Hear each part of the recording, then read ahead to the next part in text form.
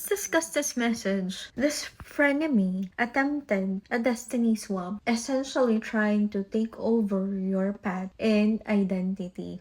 I don't need to repeat the tactics they use: controlling the narrative, twisting the truth, and flipping the script. When both sides claim to be the victim, it becomes crucial to ask, right? Who really is who? That is why objective proof is essential. And some whistleblower readers have already exposed that certain tarot readers are paid to push specific messages.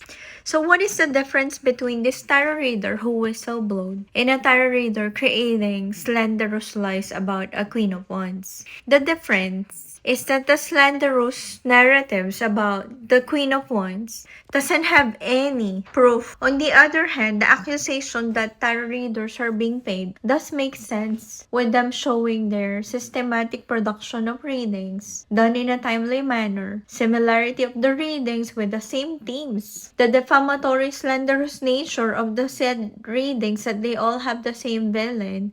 This is not a coincidence but an actual justification of what this truly means: paid tarot readers.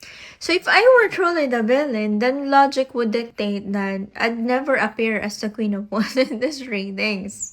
Yet that is exactly who's constantly demonized. Meanwhile, the Queen of Cups is always portrayed as the perpetual victim.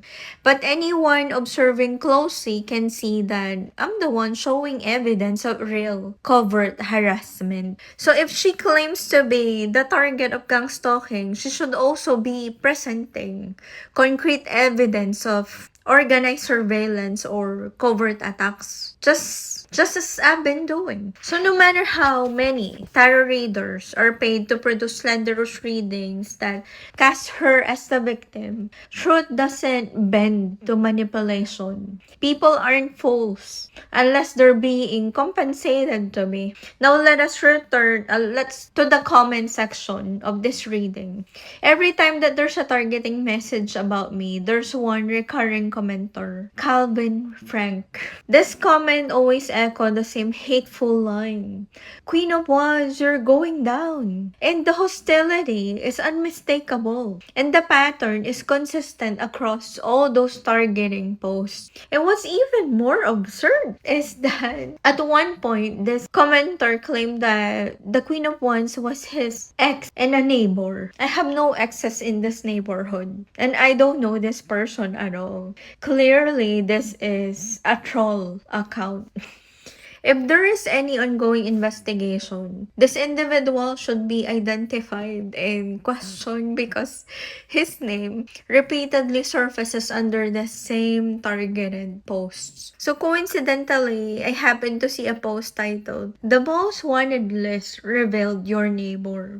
And I find this strange because I seriously don't know who this creep is.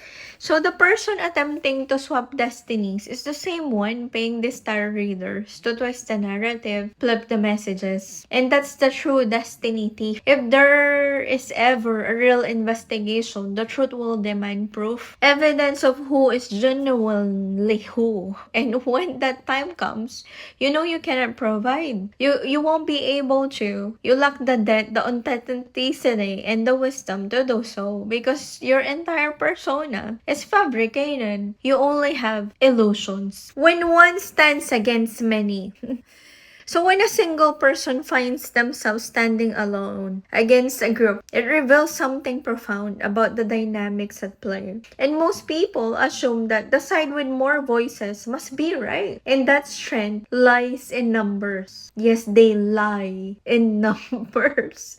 But in truth, the numbers reveal the imbalance and the weakness. So when one person is targeted by several, it often indicates a collective guilt, fear, or manipulation. A group that feels the need to unite against one individual is not powerful. It is threatened. That's the paradox. What looks like strength is actually a display of weakness. The sheer number of people involved exposes much more than they realize. One, that it shows who is aligned together. The pattern of group behavior exposes who belongs to which circle, clique, or coven. Two, it shows who is funding or fueling the narrative. The coordination, the timing, and repetition in their actions point towards an organized effort, not a coincidence. Three, it shows who the real bully is.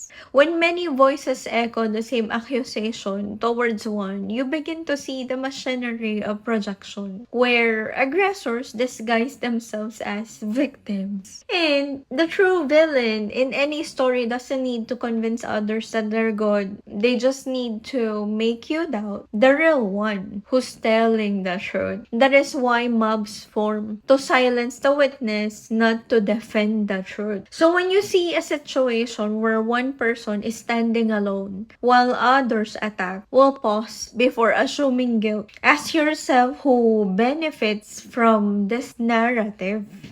Who has the resources to amplify it? And who fears what might be revealed if the truth were spoken freely? So in the end, the number of people on a side doesn't define righteousness. It defines dependence. The truth doesn't need a crowd. It stands alone. And that is why I say again, the number only shows you who's in the group, who's funding the show, who's carrying the pitchforks. But it doesn't point to me. Perhaps it is true when they say to be careful of the lies you hear. Lies often come from two kinds of people. One, a woman who can never compete but can only copy, I guess. Two, a man who can never have you